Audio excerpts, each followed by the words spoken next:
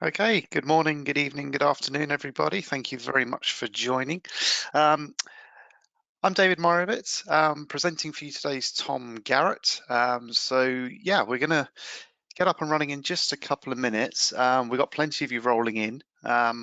So we're up to 80 attendees at the moment and some 200 and odd registered. So thank you guys all for your continued commitment to our webinars. As I say, we're just going to leave it a few minutes for a few more to roll in and then we'll get cracking. Just a bit of housekeeping before we do get started. Everybody's been placed on mute. Okay, that's purely for mine and Tom's benefit because it's very, very difficult to present and listen to all the background noise and everything while we're doing so. So we've popped you on mute. There is a questions window which I will be monitoring. Tom's going to do the presentation for us today and I'll be monitoring the questions windows. So please pop some questions into said window and we'd be very happy to answer those for you. That's an interesting noise. That was our dear friend Chuck in California coming online. That was indeed. Sounds like he's doing some tree surgery at the same time, which was interesting. So there we go. Cool. So yeah, I think a lot of people seem to have rolled in now, Tom. So shall we get underway? Yes, I will. Thank you very much, everybody. Good afternoon. My name is Tom Garrett, and I'm the International Sales Manager for Trinnov Audio. And the countries I cover are the UK, Russia, Southern Europe, Middle East, Africa, India, Australia, Pakistan, New Zealand, basically everywhere with the exception of Asia and the Americas. So thank you very much. The presentation we're going to give today has evolved over the years and it covers quite a lot of information. As David said, please, if you have any questions, put them in a box and we can try and cover them at the end. And we'll go from there. So what we're going to cover today is the history of immersive sound, which is both in the commercial market, so that's commercial cinema, and also in the residential market. We're going to look at the immersive sound formats that are available to us as it stands today, and that is in the home market. Then we're going to go through the presentation, which is all about speaker layouts for multiple listeners. And that's really where we get deep down and dirty into design and cinemas, according to what Trinnov is. And we're going to wrap up with a quick little look at the easy way to bring this all together in terms of design and implementation using a natty bit of online software called the CEDIA Designer. So let's look at the history of immersive sound. So the first question really we need to ask ourselves is, what is immersive sound? And as the slide shows us, the interpretation which I put on this slide is that it's got height, which is indicated by the aeroplane, and it's got multiple sources of location where it comes from, which is the orchestra. And immersive sound actually happens all around us, even if we're not listening to it on a Trinnov processor. Our ears, that we have two of, are continuously listening to reflections that happen in our environment. And we as humans can locate ourselves or help to avoid objects by subtle changes in our voice reflecting off these surfaces. And this is the interpretation of immersive sound. So it's really something which we're born with as a fundamental response. And for me, when I walk around and I present, I can literally close my eyes and walk up to a wall and you hear the reflection. You hear your chest cavity getting stronger in the bass region, in the reflected sound. So you know you're coming up against a wall. So it's something which we're good with. So it all started off, this immersive sound, in 1978 in Britain, where I'm based, with a gentleman called Michael Gerson. And he came up with a method of capturing sound using a microphone array which had 4 capsules, which was in the X, Y, and Z and W axes. And this could record audio, but he also invented the playback. So if you look at the image on the left, in the square box, you've got two speakers placed at the bottom and two speakers placed at 90 degrees to that at the top. And it worked perfectly well if you place the microphone in the center of your space to capture the environment and you played back with yourself in the same location. Where it all fell apart is when you went out of the center of your capture area. You got too close to one microphone, sorry, my apologies, to one speaker, and the whole sonic environment collapsed. Interestingly, the microphone that is on the right-hand side has been developed slightly by Sennheiser as part of their Ambio software solution, so that now exists as an alternative product with some modern DSP, and it works pretty well. The next big evolution from our perspective is wave field synthesis. Now, this was developed by the University of Delft in the Netherlands, Holland, and it gives us the ability to move sound around a large area, as you can see from all those speakers, and it gives us a very high spatial resolution.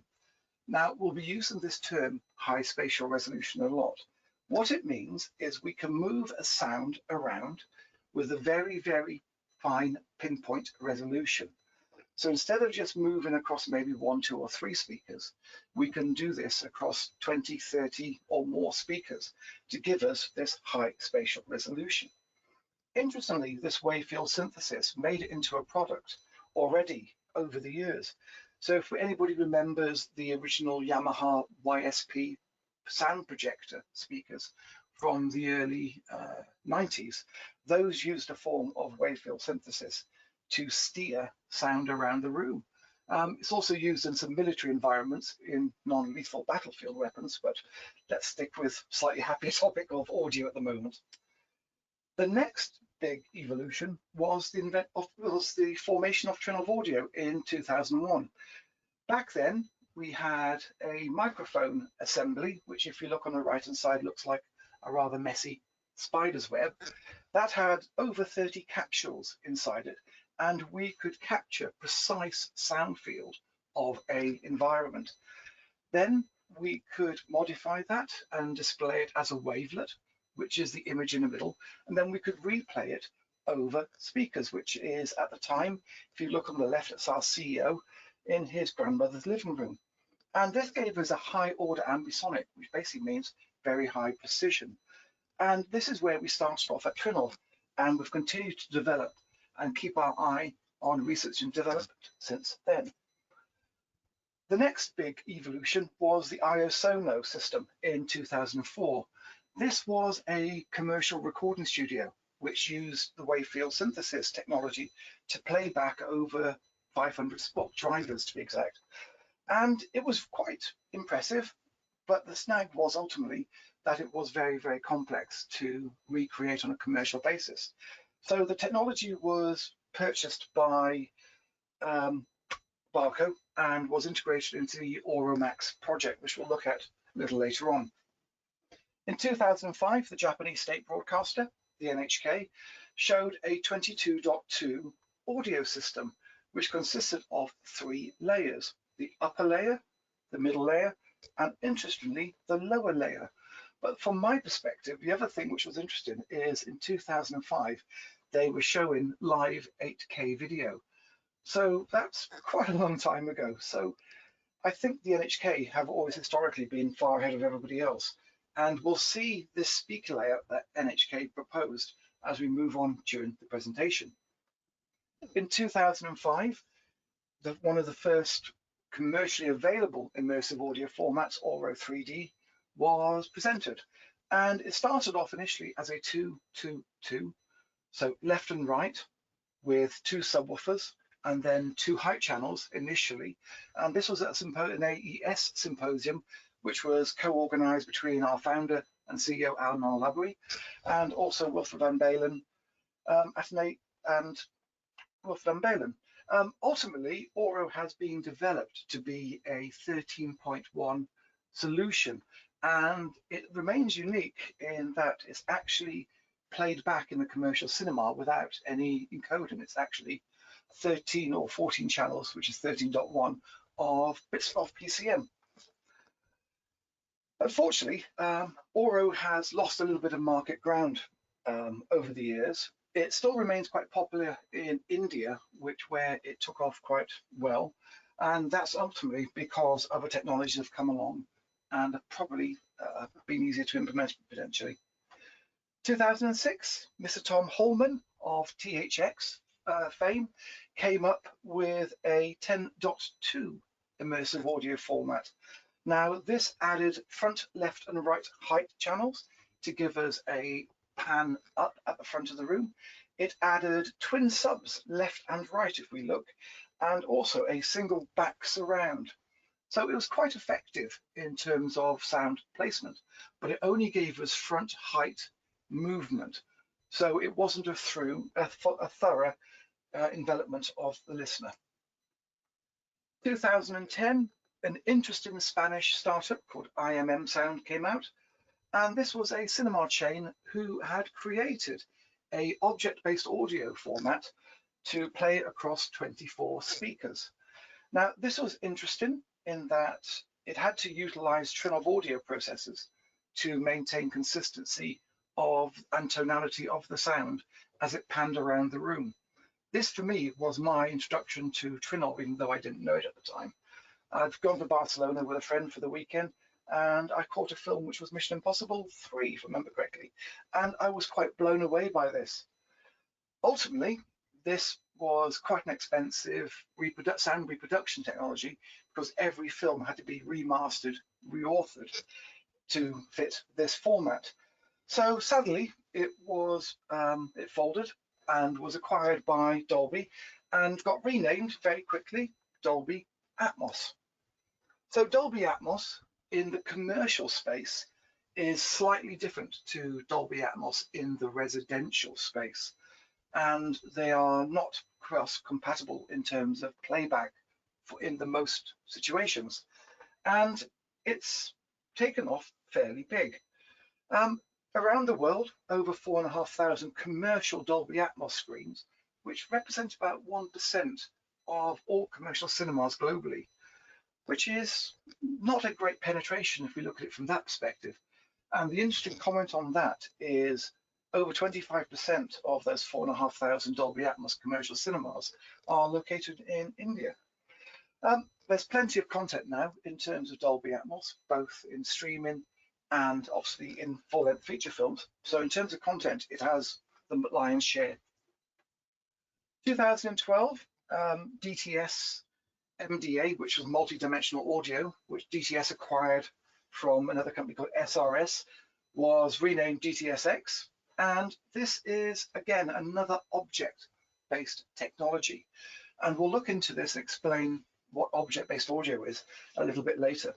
But DTS MDA and DTSX have grown in popularity over the last few years, and we'll see this becoming stronger and stronger as time goes on. In terms of absolute screens, there's over 1,000 which have been either committed to or already constructed. Not as many as Dolby, but I believe the licensing and some changes in software playback in the near future will make this slightly easier to implement and at a lower cost. In 2005, the hybridization and adoption of Oro 3D, which was a channel-based technology, and the ISONO object-based technology combined, and Oro Max was released.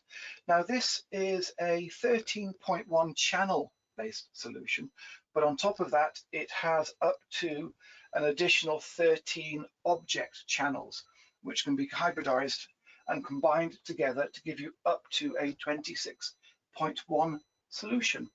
From my understanding, there still is only one commercial theatre, or one theatre, my apologies, with this at the moment, but I believe it's going to pick up some traction slowly. At the moment, if we look at the generation of content for commercial cinemas, the biggest challenge is that if you create content in Dolby Atmos or Oro 3D or DTSX, then they are incompatible with each other. So SMPTE has been pushing for a standard where everybody authors to the standard, which is called SMPTE 25 CSS, and then effectively you add a renderer to take this master standard to a playback standard. So this is what has been pushed by SMPTE, and I believe it's starting to pick up a huge amount of traction. And we'll see a lot more films with multiple audio options because of the reduced cost of generating your DTSX, your Oro, or your Dolby Atmos soundtrack. When it comes to new technologies, Trinnov has remained quite at the front of supporting its partners. One of these was back in 2017 when Oro came to Trinnov and said, could we help them launch the Oro CX, which is a streaming platform optimized object-based standard for low bandwidth. So think about that, well, streaming. So we put it into our Altitude 32 platform, and we helped launch it at CES in 2017. Another technology which is on the horizon and will be something we need to be wary of as an industry is the new Dolby AC4 standard. This ultimately is a complete rewrite of AC3, which has been going for 20, 30 years now. The problem ultimately is if we look at modern Dolby Atmos, it's 3 layers deep. You've got the AC3 backward compatible codec. On top of that, you've got the Dolby True HD data, or you've got the Dolby Digital Plus data. And then on top of that, as an additional layer, if we think about it this way, you've got the Atmos layer. So ultimately, it can be seen to be quite inefficient in its delivery. So with moving to AC4, which is being adopted by a lot of technologies, in the UK, FreeSat has adopted it, and worldwide, the DVB project is also adopting it as their next-gen playout solution. So we'll see this come into market fairly soon. It's already being used in Italy by Sky Italia, which is one of the broadcasters there. So yeah, AC4 will see this within the next 18 months growing a lot of traction. Another interesting format is MPEG-H. So MPEG-H is another audio-based format, and this was developed, the playback of this was developed by a working group in Europe called the Orpheus Project, of which Trinnov was just one of the partners. And we have been working with this for quite some time. It's already in use in Korea on a few of their national broadcasters, and we are just waiting for some more content or some content to be available on this.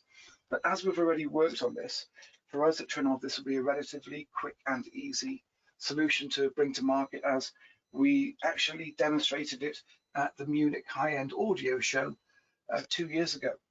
So from that perspective, we've got it up and running. It's just a matter of waiting for the right time with content to bring it out.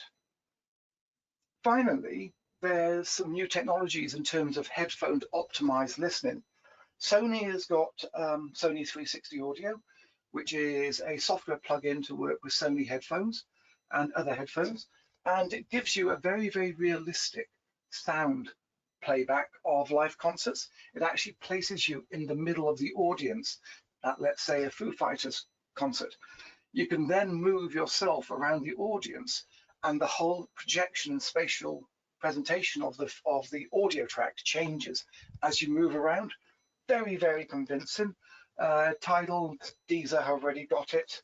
And yeah, I'm really impressed with this. And for someone who spends a lot of time traveling, I use this on my headphones when I spend endless hours on airplanes. So let's look now at the next section, which is the immersive sound formats in the residential home, which was obviously us custom installers. Just quickly recap. The key innovations which were essential to enable us was sound reproduction with height, which was Michael Gerzon and his Ambisonics, high speaker count, which gave us high spatial resolution and the ability to cover accurately a larger listen area, which was wave field synthesis. And the other one, which we hadn't touched on yet, is object-based audio, which was the Caruso project, which was the European Broadcasting Union project back in 2004. So in the home, as it stands today, we've got three main audio codecs: Auro 3D, DTSX, and then Dolby Atmos. Auro stands alone in the fact that it is a channel-based standard. In other words, it uses a dedicated channel per speaker, whilst DTSX and Dolby Atmos are an object-based audio standard. So let's look at this, what this means. If we look at a stereo playback, you've got a dedicated channel for your left and a dedicated channel for your right, which means that it uses quite a lot of data just to be there. Even if we were broadcasting nothing, those two channels would still be there irrespective of there's sound or no sound. Object-based audio effectively is a sound object with an X, Y, Z location attached to it in terms of metadata. And that then can be placed in the listening environment and moved around, panned around very, very easily. And object-based audio standards don't just have single objects, they have multiples of these objects helping to build up a sound field. Here is a little demonstration of what object-based audio looks like. So what we have done here, and just as a little sneak preview, this will come onto a Trinnov altitude near you shortly as a free of date software. So on this window, we've got three panes. We've got the actual video feed bottom left. We've got the VDU meters top left, which are the volume levels. And then on the right-hand side, we've got the object viewer itself. So we've got the green square boxes, which are our bed channels. We've got our pink overheads, which are the ceiling channels. They've got our single little brown subwoofer, which is hidden behind a purple splodge at the front. And interestingly, those yellow dots are the objects that we've managed to decode from the incoming Dolby data stream. So, nope, didn't work. Let's try that again. Let's try that again. Give me a second. Here we are. So here you can see objects moving around, panning left, right. Some objects stay static for a second, whilst the others keep moving.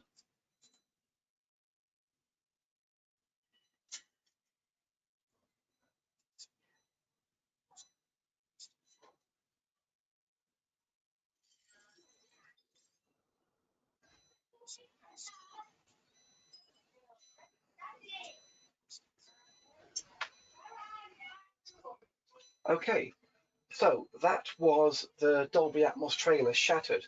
And you can see quite clearly there that the objects are moving around with a lot of energy. They are handing from one position to the next position. So ultimately, that is a little free update to the Trinnov altitude, which will feature shortly. So let's move on to these immersive sound formats. In the home, we've got Auro 3D.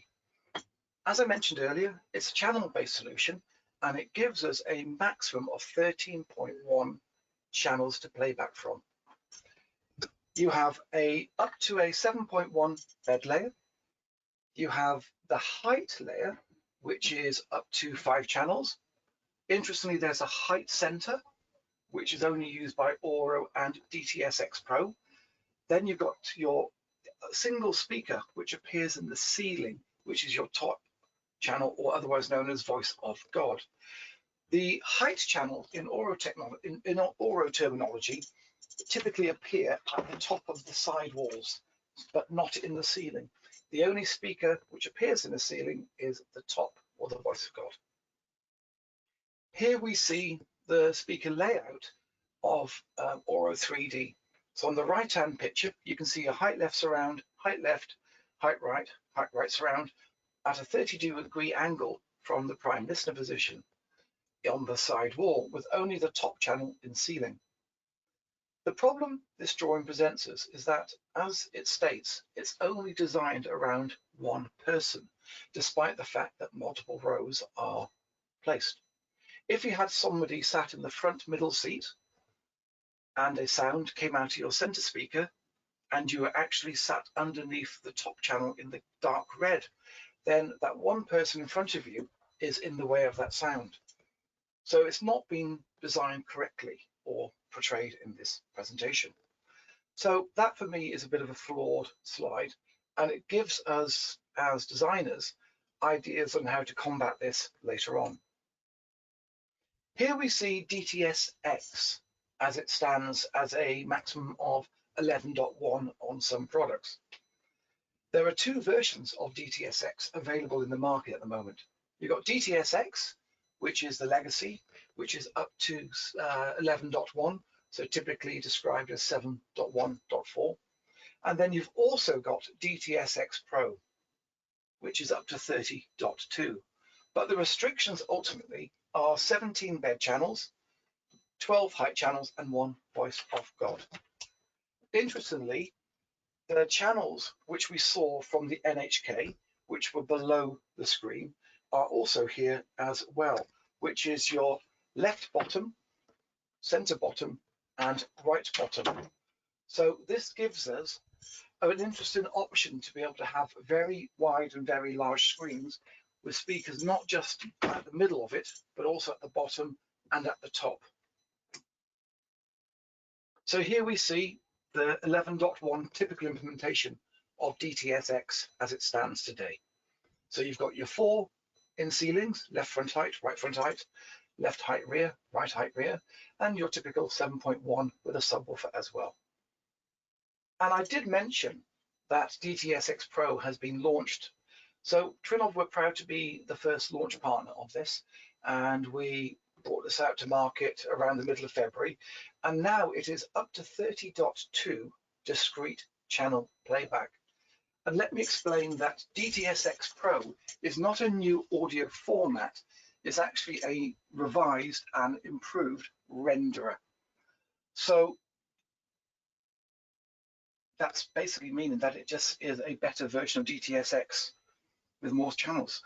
The other big benefit to DTS-X Pro is the upmix of the neuralizer. So a lot of upmixers cannot use all channels. So out of the 30.2, I believe DTS is up to 28 channels of that as upmix, which does work very, very, very well with legacy content. The next technology which we've seen in terms of audio is IMAX Enhance. So this is a competitor, as it says, to Dolby Atmos and Dolby Vision, which when they go together in a commercial cinema are called Dolby Cinema. It's actually a 12.0 format, so that means there is no discrete subwoofer. But what happens ultimately is all channels are base managed below 80 Hertz, and a subwoofer .1 is reconstructed from that. The other part of it is it's actually DTS-X behind this. So there is DTS-X technology behind all of this. It's the 11.1 repurposed as a 12.0. But then there is a video quality format, and this applies to the encode and the decode of the video in terms of what is seen on picture. Here we see the juggernaut, which is Dolby Atmos.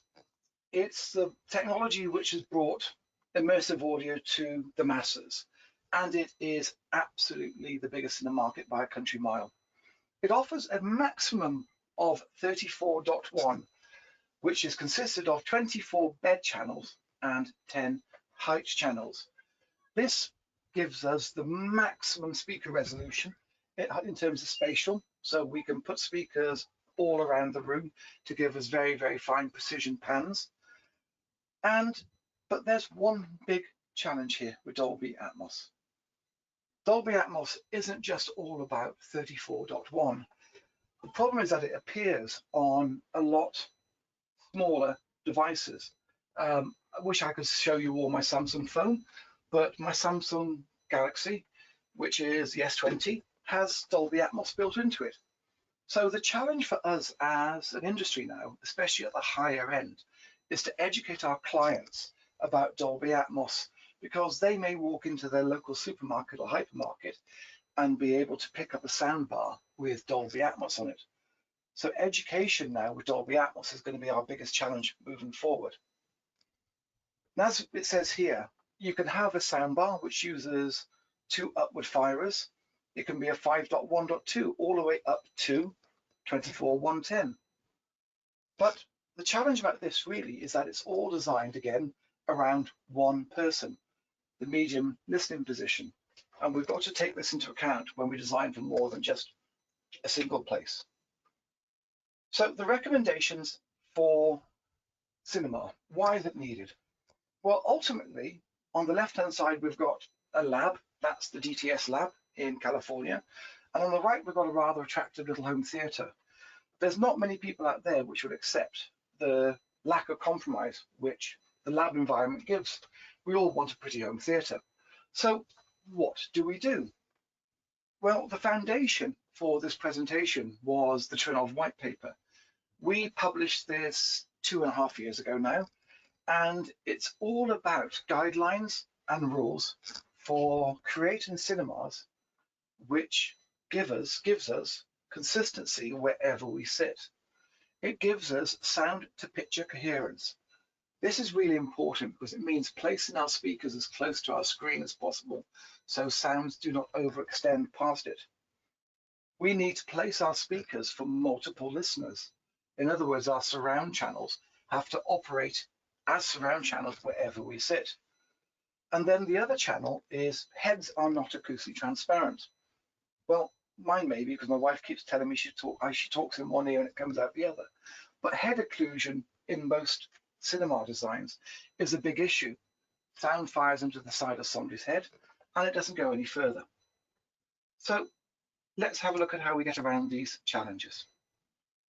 So here we see a room which we've mocked up, and we are suggesting that the first thing is the projection screen, in this case, is the size of the room less 30 centimeters either side. This places the speakers tight against the edge of the screen so that we do not get a lack of sound to picture coherence. This also gives us the maximum listening position and the minimum listening positions for that room, with a reference angle of around 44 degrees. Here in cross-sectional view, you see our 3 rows. We've also placed our screen slightly higher to the ceiling. The reason for this is that head occlusion does not become an issue. When it comes to head occlusion, we also need to take into account that most seats in home theatres are recliners. So we need to do both angles when the head is in the upright position and also in the horizontal. So surround speakers are a challenge because historically, and if you go by the guidelines which have been set by most manufacturers out there, you go on standard fixed angles. So in the home, what we want to achieve are effects which are mixed on the side, remain on the side, and are perceived on the side for every listener. If a sound effect is mixed on the back, then it's perceived on the back for every listener in that room. Now, these are the fundamental guidelines, and we cannot break these. Otherwise, the whole solution falls apart for the design of that room. This is completely different to a commercial cinema, where objects and speakers are positioned according to the room, not the listeners. So, how do we achieve this in the home? Well, typically, the listener area, where we sit, in other words, is smaller than the room itself. So what we do is we place our speakers and our objects relative to the listener area, not the room. So just to reiterate, the listener area now becomes what we design around, not the room. So here we look at a solution and an example. We have in this room, at the center front seat, we have our left surround, which is one of our typical bed channels. We have our left surround 2, which is one of our object channels. And then we have left rear surround. If we sit in that central position, then those 3 speakers fall into the correct placement. But if we sit back right, then our right surround is quite a way in front of us and also could be perceived by us as a front channel, not a surround channel. Our right surround 2 is on our right hand side, where we'd expect to have our surround channel, not our second. But our right rear surround is at the back of the room. So again, that's fallen automatically into the correct position. So just to reiterate, if you sat on the right hand side at the back, the speakers would not be in the correct position for this room. So how do we get around this? Well, it's relatively simple. We have something called the listener box rule. So we get our listener area, as you can see, and we draw out a listener box. We draw a line in front of that, which is 50 centimeters, so about 44 inches, I think that could be. And that is the demarcation line for where no side channel can sit. So in other words, no surround channel can go more than 50 centimeters in front of our front row. At the back of the room, we cannot place any side speaker inside our listener box. No left, no right. The reason for this, if we do place them inside the listener box, then it changes its position for the people sat on the furthest outmost seats. So in other words, if we sat in the right-hand seat, then instead of being perceived as a right rear, it will be perceived as a left rear. I mentioned earlier about the little joke that heads are not acoustically transparent. So why do we insist on putting all channels on axes? Again, this is something which can be very easily achieved. We get our head position and we effectively draw bars through it, and we do not place any speaker directly on axes. Logic being, if you can't see the speaker, then how can we hear it? This is very, very easy to achieve and can be done for every single system you do, all the way up from a basic 5.1 all the way to a 24.1.10 full spec Atmos. Upper speakers. So the listener box rule also applies to upper channels. And if speakers appear out of their rule, out of their position, then the whole solution falls apart. So the first one we have to place are our top fronts. If you look at our top front row, if we placed those top fronts behind our front row, then they would not be perceived as top fronts by that row. They would be perceived as top rears. So what we say is that the top fronts cannot be behind our front row, no matter what. Then moving down the room, we have the middle row. So we draw the center line of our middle seats, and we have a plus or minus 50 centimeter tolerance for the placement of these speakers. So in there, we've got our top middles and our top channel, which is otherwise known as voice of God or overhead. Then finally, at the rear of the room, we have our top rears. Now, unfortunately, to this day, I'm still seeing too many sets of top rears in front of the rear seats.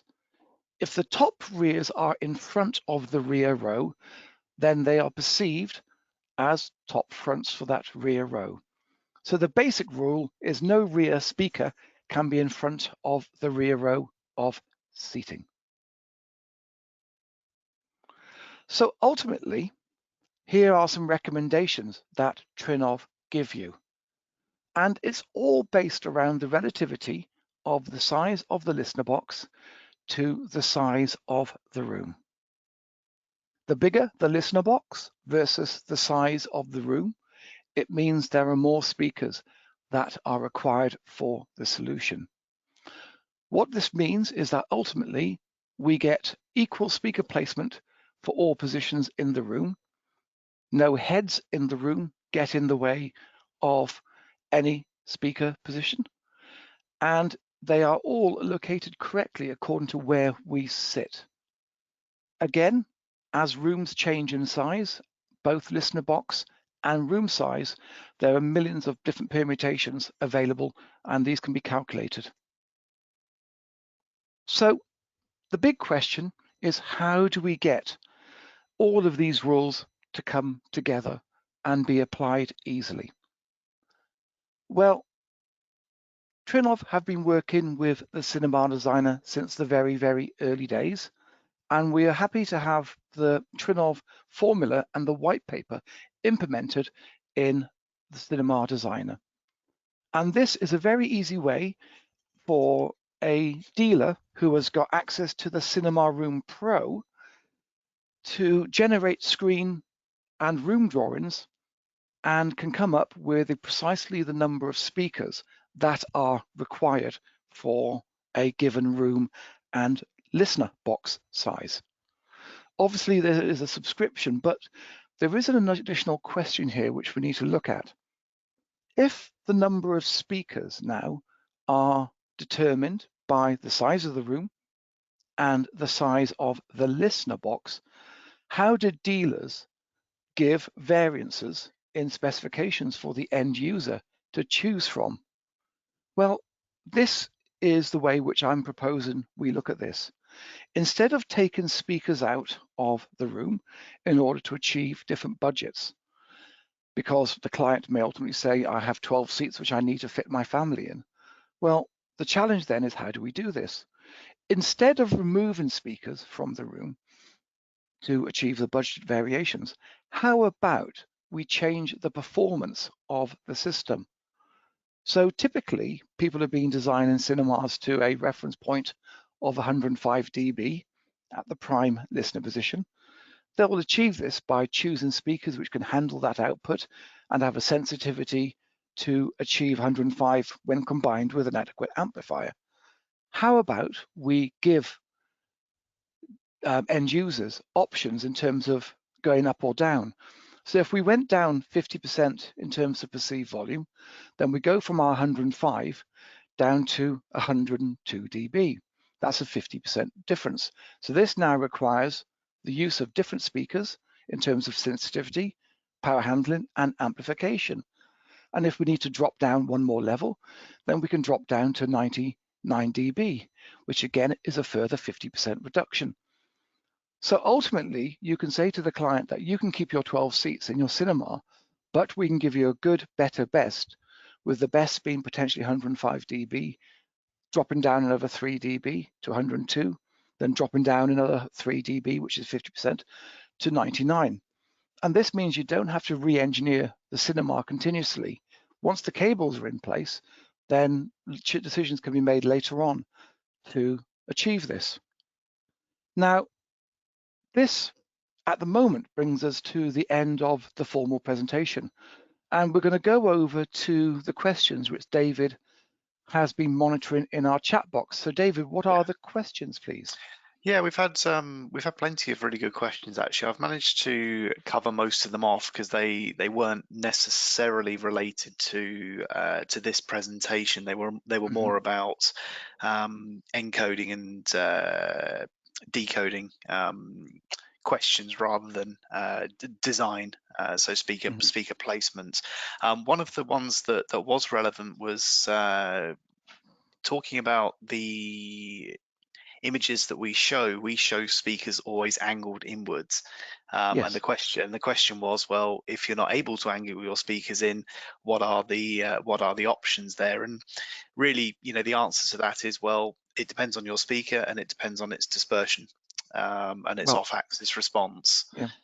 So that is, as you said, that is by far the biggest challenge when you design a cinema to cover multiple listener positions. Too many people just put speakers in and don't angle them towards the listener point. This usually resolves in a huge drop-off in terms of SPL and frequency response. And when sounds are panned around the room, it's noticeably clear that a speaker is not performing as it should do. So when you choose speakers for this purpose, it's essential that you know the off-axis response of that speaker, and you also angle it towards the listener position. Ultimately, what happens if you don't do this is that drivers get blown because the end user will turn it up to increase the perceived envelopment, or channel levels are increased. That puts stress on an individual driver, and it's all too common if it's not done that you see blown speakers. So please, please, please choose speakers which are appropriate for the solution. Lots of manufacturers now are making dedicated angled speakers for use in wall or in ceiling, which can handle high power. So don't just keep running back to typical custom install fit speakers. Make sure you choose something which is adequate for the purpose. Okay, anything else, David, we need to Yeah, cover, that's please? good. Yeah, so there's a question here from Christian. I have a 9.1.6 setup. My fronts are 30 degrees and my surrounds are at 90 degrees. You advise to set the front wides at 43 degrees. In other documents, I see it at 60. What is better? Well, the challenge is if you place your wide speakers too close to the listener position, then the head-related transfer function, you lose the focus on it. So we at Trinnov have advised that you place them, as you've mentioned, at 43 to 45 degrees. And we found that gives you the best envelopment and the best pan effect when going from the left, right, center to the wides to the surround ones. Yeah. Okay. This is John. If I can jump in on that recommendation, a lot of it depends on the, if you will, the aspect ratio of your room. Is it long and skinny? Is it relatively short and wide? If you want a more universally applicable way of figuring out where the speaker should be, if you imagine taking a string and extending it from, for example, the left speaker to the left surround, the halfway point on that string, as seen from the main listening area, if you were to draw a line through that halfway point, wherever that line hits the wall, it's a good place to put the left wide speaker, and likewise for the right side. It's not so much about the X number of degrees as it is filling the space between the left speaker and the left surround and the right speaker and the right surround. This is called the median angle, but you're using tape measures rather than protractors to figure it out. Okay, thanks, John, for jumping in then. Yeah, thank you. So hopefully that answers that question.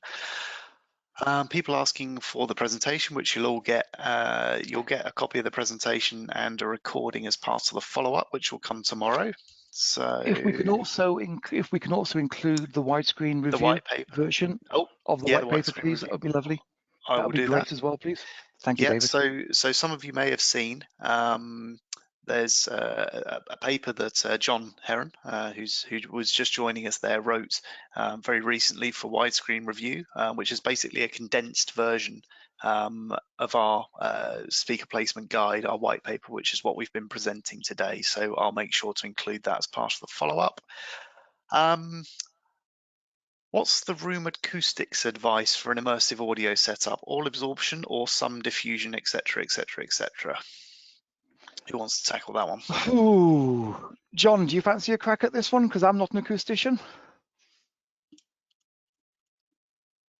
No. I think we've. Sorry, I had to unmute myself. Sorry about that. Yeah. What's your learned's decision, sir? Will create a very dead room that just takes the life right out of both music and movies. Exactly where to put the balance of absorption and diffusion and reflection is that's probably a multiple hour webinar on its own just to get started. But you do want to have a balance of all three without getting into, we could get down into the weeds pretty fast on this one because it is a huge topic. But you want to maintain some balance. If it's all absorption, the RT60, which is the amount of time it takes for a sound in the room to decay by 60 decibels, 60, The RT60 will typically get down less than 0.2 seconds, and it starts feeling like an anechoic chamber. It's not necessarily a pleasant place to be. With the addition of some reflection and diffusion intelligently placed, that RT60 value gets up between 0.3 to 0.5 seconds, which is generally accepted as being the best for home theater. Yeah, Okay. I think the advice there is continued whether you're doing, you know, a really high channel count solution or a more modest channel count solution. So hopefully that clears that one up. So what is the maximum channel content available to the market? This is a question from Magesh. So in terms of channel-based content, yeah, I mean, yeah, I suppose the most channels technically is Oro, as it's a channel-based content. But you know, of course, with immersive content, you know, it's very, very scalable, as we've discussed. You know, there were a few questions about, you know, I've only got an altitude 16. You know, it's really, you know, the more channels and the more speakers really helps when it comes to spatial resolution, as Tom touched on. So yeah, there's lots of. If I can make a suggestion, David, I also wrote an article for Widescreen Review on object-based audio, and maybe that could be part of the email tomorrow. I can certainly include that as well. That'll answer that in quite a bit more detail than we have time for here. But there is a widespread misunderstanding of the difference between channels and objects. Yeah, it's actually most of the questions that I've been asking is you know, it's about fold down mixes from Atmos commercial down to residential. So that's most of the stuff I've been covering off. So a question here from Taras from Ukraine. Thanks for joining us, Taras. Is it possible to make immersive sound based on only using ceiling speakers for the front speakers? I take it there, Taras, you're talking about your left, center, right. It's certainly possible, but it's always going to be a compromise. You know, a ceiling speaker is typically going to run out of steam in terms of SPL. So if that's the only solution that you can offer for your installation, then it will work absolutely fine. And you know, we do this quite regularly with additional surround speakers that maybe don't have cabling in the wall, and you put surround speaker in the ceiling and assign it as a surround speaker in the declaration. So you know, it's always going to be a compromise, but you can only work with what you're given at the end of the day, so you can make the best of that compromise. Just to sort of fill in on this bit as well quickly, there are quite a number of manufacturers now doing angled speakers which can be used for either top front heights or left, right, center if placed in the ceiling. And quite a few of them have high power output. And there's also a few other manufacturers which are horn loaded to go even louder again. So it has been achieved. I've worked on a few cinemas where all speakers have been placed in the ceiling, and it was designated as a Dolby Atmos style, not true Atmos because the positioning wasn't correct, but it was pretty good in terms of the presentation to the end user. And he was more than happy with the fact he didn't have to see speakers at ground level. So it can be achieved. And yeah, it's something we can help out with the design if anybody requires it. Perfect. So question here from Holland, from Johan. Thanks for joining us, Johan. Can you use multiple voice of God speakers, one for each row where you have multiple rows? Yes, if we have a recommendation. So let's go back to the presentation. If you look here on the right-hand side of the screen, Johan, where we've got 3 rows, then here we have not only arrayed our voice of God, so the top channel, but if you look to both left and right of that, then we've got 2 sets of top middles, so 1 per row. And this is to prevent localization over that central area. So we've got two sets of left top middles, two pairs of right top middles, and two voices of God. Now, this arraying of channels can also work at the bed level. So if you look on the image to the left of that, which is in black, you'll notice we've got two side surrounds, so two right surrounds, two left surrounds. This happens if it's a very big room, or if it's a very big listener area versus the size of the room. So if you sit too close to the speakers, and again, if the ceiling is too low, then the dual voice of God, dual top middles, also gives us a big benefit in terms that we don't localize as much as you would if you only had a single speaker. And going back to another topic which David mentioned, if your speakers don't have a great off-axis response, then again, dual top middles, dual voices of God, dual surrounds help get around that issue as well. Okay. Okay, cool. Sorry, I was just answering a configuration question there, which I will get to in just a second, Hendrik.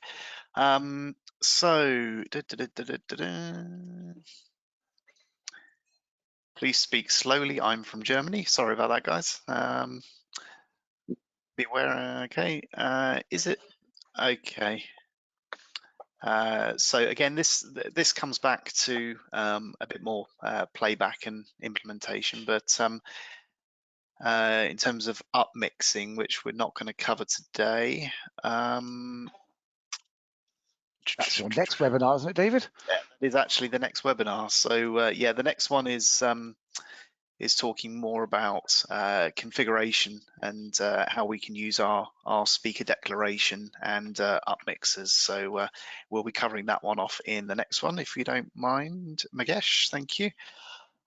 So for a small residential room, it's recommended to go high speaker count for an immersive setup ? So just to cover this one off, just remember what we said earlier on, that the number of speakers isn't dictated by the size of the room alone. It's dictated by the proximity of the size of the listener area relative to the size of the room. So if you've got a very small room and a very large listener area, you're going to need a large number of speakers. If you've got a very large room and a very small listener area, you're not going to need all that many speakers. So it's a relative scale there, really. Well, not directly relative, but just remember that it's not the size of the room that dictates the number of speakers. That's what we've been saying.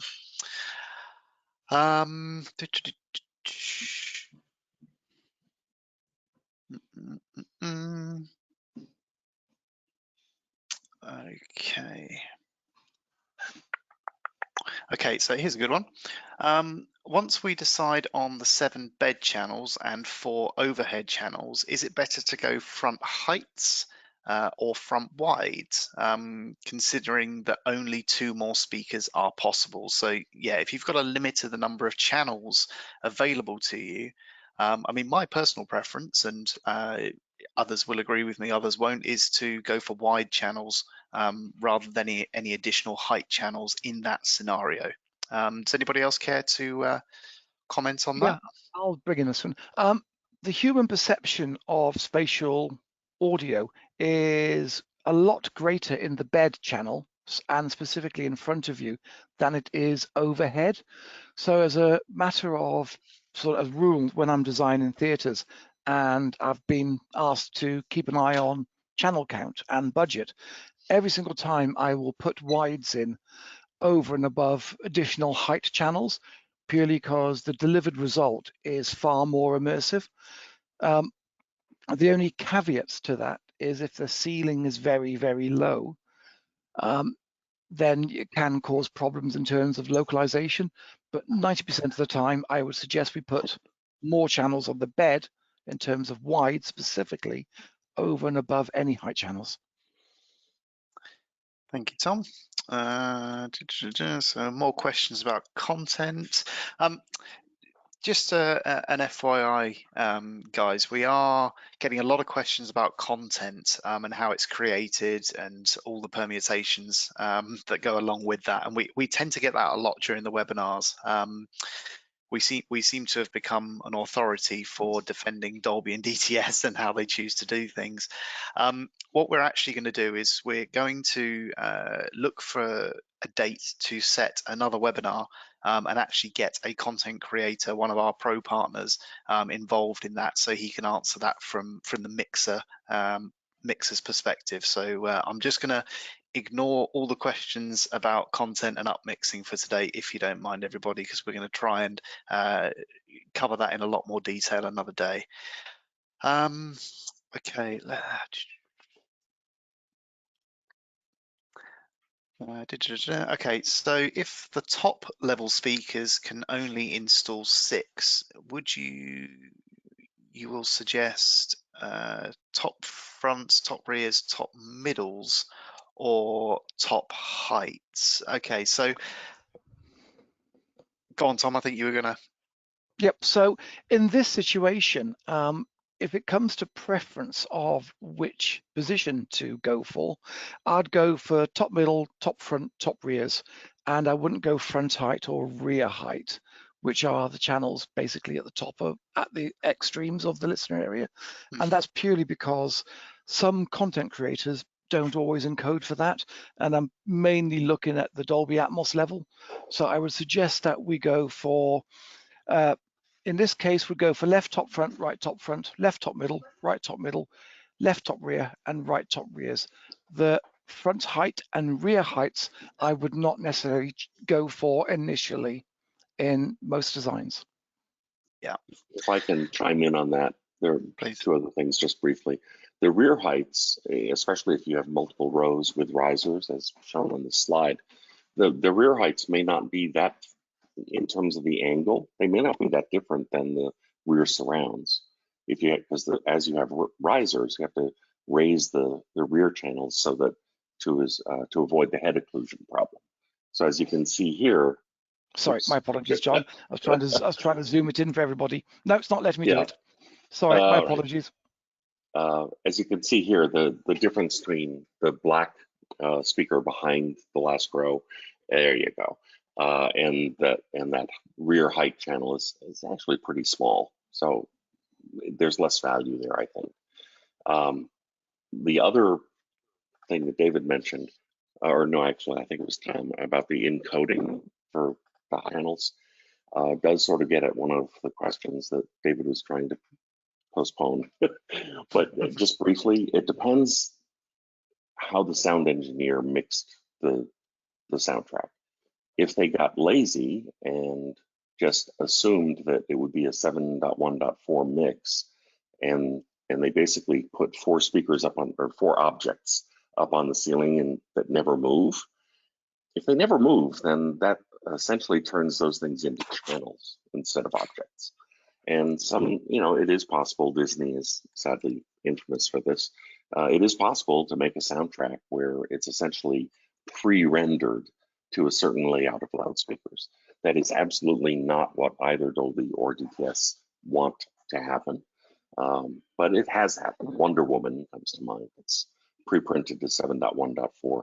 And in that case, it doesn't matter how many speakers you have, it's going to go to 7.1.4 because they mixed it as though it was a channel-based mix. The good news is that that sort of nonsense is becoming less and less common. As people learn how to use the tools, if an object moves across, a flyover from the screen channel over your head all the way to the back of the room, it's the job of the renderer to make use of every available speaker to make that more realistic. And so if you have height channels, they'll be used if the mix is done the way it's supposed to be done. Yeah, and I think that this is, again, lots and lots of questions coming in about this, and as time goes on, people are particularly pointing out that wides aren't used overly often, and there are reasons for that which we're not going to cover today. But needless to say, the sound designers, that they're still learning this as well, and there's I think a bit of a changing of the guard, if you like, in terms of sound design, and we're seeing a lot more imaginative mixing being done, especially now with Dolby Atmos music, and proprietary content coming from the streaming platforms in particular really starting to push the boundaries of immersive mixes. So let's leave it at that, and we'll come back to that another day. So Jean-Christophe, you have a question about height, about the Voice of God channel, but I can't see your question after that. So if you could maybe repost that for me, I can try and answer that one. Okay, should we match the front wides to the fronts or the surrounds? So in terms of the speakers, well, obviously it's going to be quite impractical to match your front wides to your LCRs, and it's still the case that the LCRs provide the majority of the soundtrack in terms of content and SPL. So I think we're pretty safe to say that you don't need to put a full range loudspeaker in for your wides, but it does need to be a substantial speaker that's going to do the job there. So something with some decent. Yeah, go on, Tom. If we just look at the wide channel, it's the pair of speakers which are second furthest away in the room to the listener. So if we look at the front, left, right, center as being the furthest away, the next furthest away pair of speakers are going to be wides. So by definition, we're going to have to put a fairly meaty speaker there in order to handle the SPL and deliver it across all listener positions. Yeah. So it's not going to be a little tiny thing. It'll need to be something which can handle the appropriate amount of SPL. So please be careful. And if you need to, do the calculations on speaker output with the amplifier you're choosing to see if it can deliver what you need at your main listener position. Yeah. Thanks, dude. Cool. So again,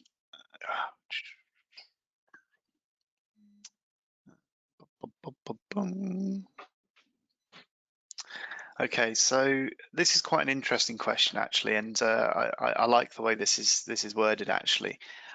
Would you prefer a tall line array speaker, so something that gives a lot of height to the left, center, and right channels, as opposed to a smaller speaker?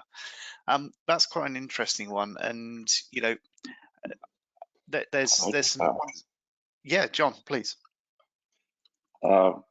Some people in the audience, I don't know who asked that because I can't see what David is looking at.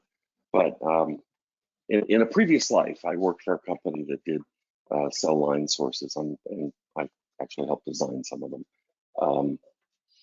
So the difference, this is personal preference. This is not Trinnov policy, but the big advantage to a line source, if it's done correctly, is that there's only half as much propagation loss, which is just a fancy way of driving the rate at which things get quieter as the speaker gets further and further away from you.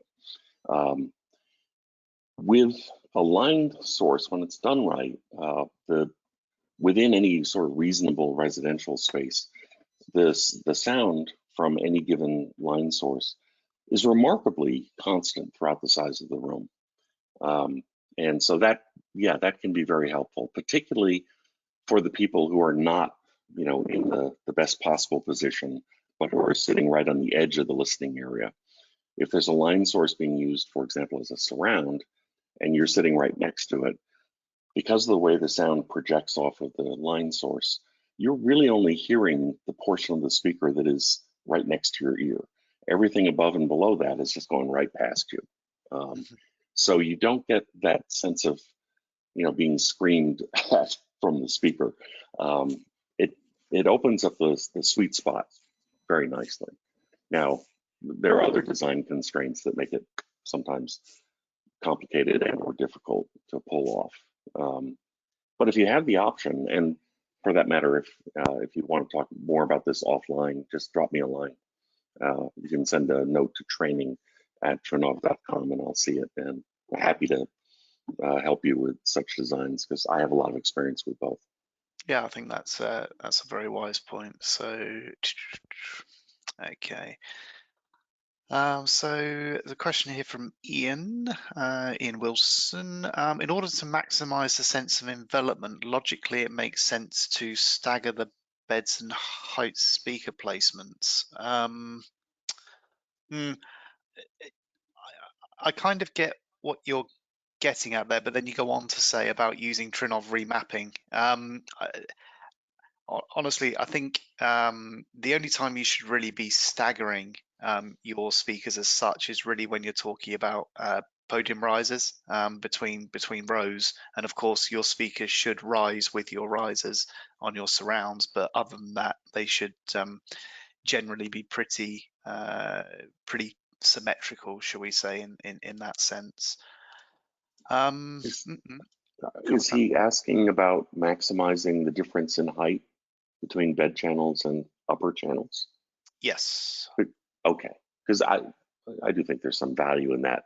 You don't always have the option, obviously, but that's true. Where you can make a more noticeable difference between things that are around you versus things above you, I do think that helps with the immersion. So question from Alan Tan, what is the recommended height of the bed channel?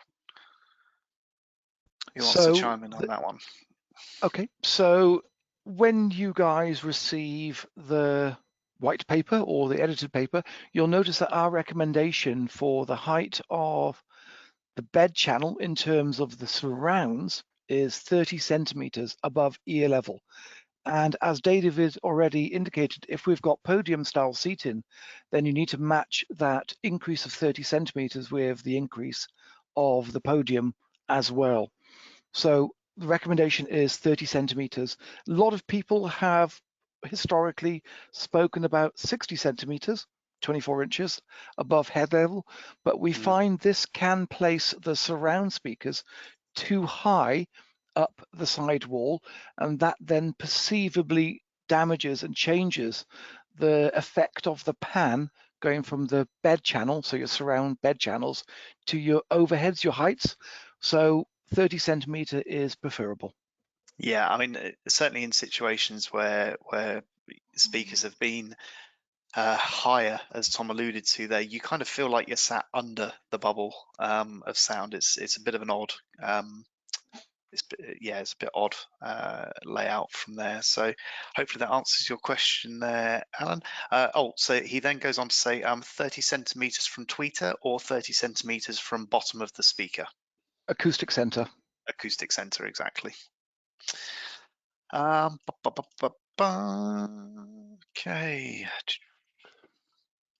I think we're probably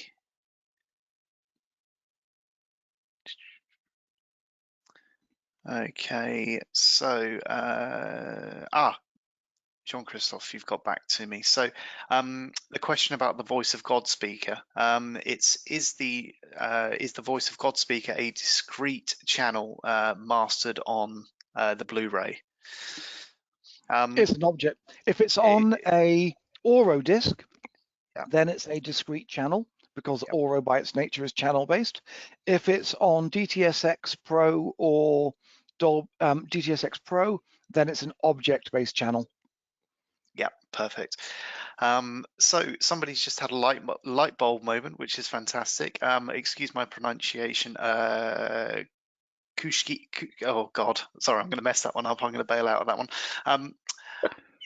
Now I understand the difference between a regular AV processor and a high-end, processor, where you can map the channels to your choice, unlike having the fixed channels as per the DSP. So you are absolutely correct. That's the advantage that we have. We're not, and we being Trinnov, that is, we're not dictated to by the DSP chip manufacturers. So our left speaker, it doesn't have to be a left speaker. It can be whatever you like it to be at that given moment in time. So flexibility is the key. And you may not have caught our previous webinar, which was about the optimizer, which is our proprietary technology, for correction. That really goes into a lot of detail about what can and can't be done electronically, which is fantastic. So let's have a look and see where we are. I think, where are we? Okay, let's have a look at this one here. So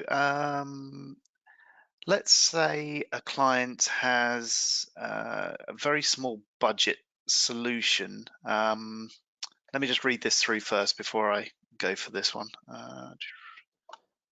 Okay, so what they're asking here is if the customer has a low budget solution and they don't have let's say the ability to add lots of discrete channels, is it kind of okay to put lots of speakers around and just array them? I think what's important to note about arraying speakers, there's two reasons why you array speakers. Really, the main one is to extend the listener area. So where we've got in Tom's diagram there on the screen, you've got arrayed top middles and arrayed top speakers. That's because we have a very long listener area, so we do need to do that.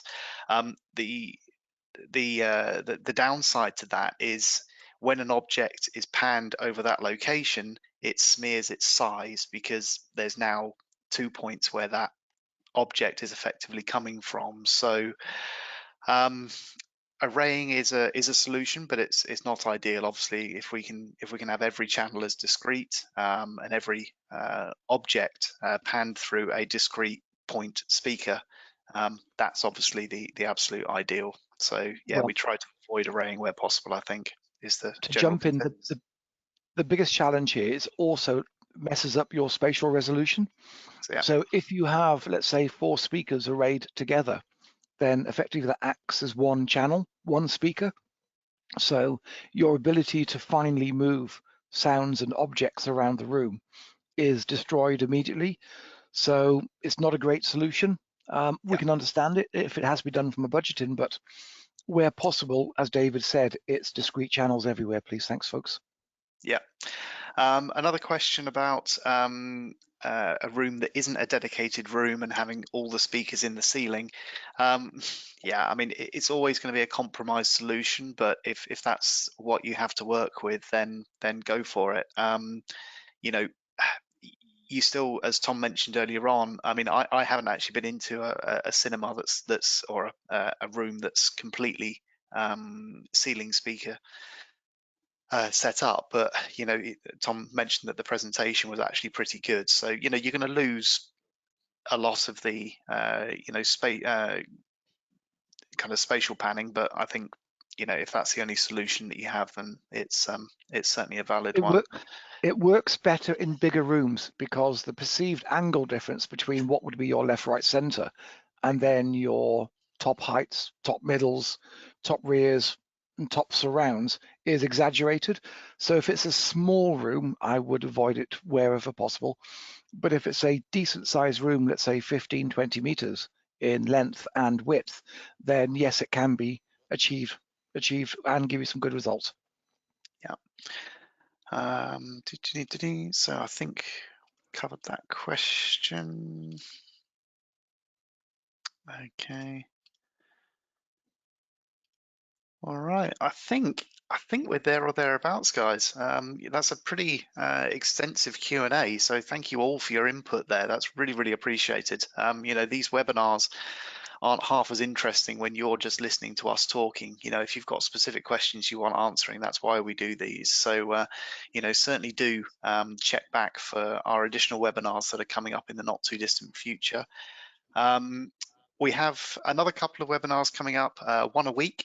Okay, so next week we have our, it's more of a configuration based training, that one. So in the follow up, you'll get all the links to all the previous recordings and all the future webinars that we have coming up. It looks like that's all the questions done, guys. So I think we're going to call it a day. From my perspective, if I can jump in course. quickly, David, just Yeah. one thing I'd like to make aware to all the attendees out there in cyberspace. Obviously, at the moment, a lot of myself, David, and our colleagues who are normally traveling are available for more intensive one-to-one training where possible. So if you require a training session with your company or your colleagues, please ping us an email at training@trinnov.com and mention the country you live in and the time zone, and we'll work out between us which one is best, and then we can send you a link out so you can access our diary, and then you can book a one-to-one session with us. They last 2 hours, and the take-up has been very positive so far.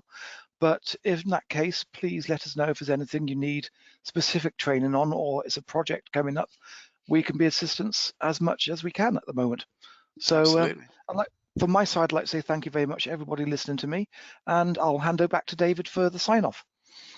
Yeah, I think that really covers it, Tom. So yeah, we'll give you all those details in the follow-up email.